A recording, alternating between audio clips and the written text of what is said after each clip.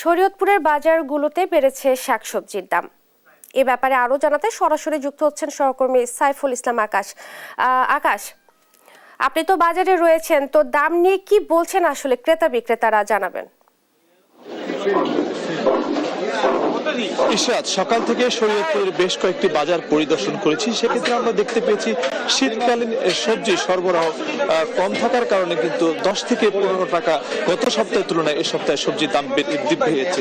এই মুহূর্তে অবস্থান করছি শরীয়তপুরের পালং বাজারে। এই বাজারের চিত্র যদি দেখাই, সেক্ষেত্রে কিন্তু আমরা দেখতে পেয়েছি গত সপ্তাহে আলু বিক্রি হয়েছিল 15 টাকা কেজি দরে, এখন বিক্রি হচ্ছে 20 টাকা কেজি দরে। ধনিয়া পাতা যেখানে 60 টাকা কেজি দরে বিক্রি করা হতো, এখন বিক্রি করা হচ্ছে 100 টাকা কেজি দরে। উস্তা বিক্রি করা হচ্ছে 70 টাকা কেজি দরে। শসা বিক্রি করা হচ্ছে, যেটি ছিল 30 টাকা কেজি, এখন বিক্রি করা হচ্ছে 40 টাকা কেজি দরে।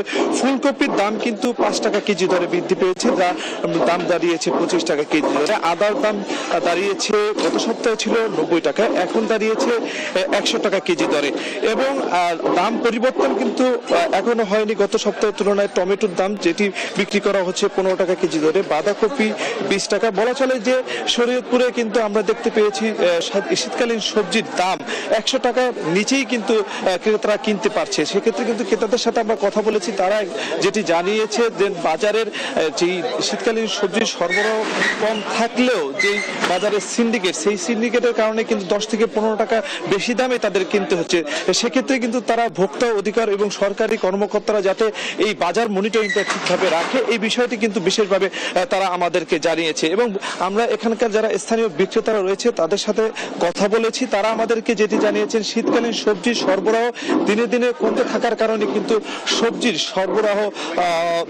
সবজির দাম সেটি বৃদ্ধি পেয়েছে। এবং এখানকার যিনি রয়েছে বিক্রেতারা, তাদের সাথে কথা বলে আমরা এইসব বিষয়ে জানতে পেরেছি।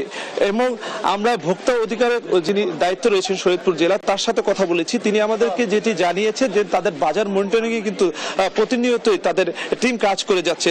সামনের রমজানে যাতে বাজারের দাম ঊর্ধ্বগতি না হয়, এ বিষয়ে কিন্তু তারা বিশেষভাবে খেয়াল রাখছে বলে আমাদেরকে জানিয়েছে। এই ছিল শরীয়তপুরের পালং বাজার থেকে শাকসবজির সর্বশেষ তথ্য।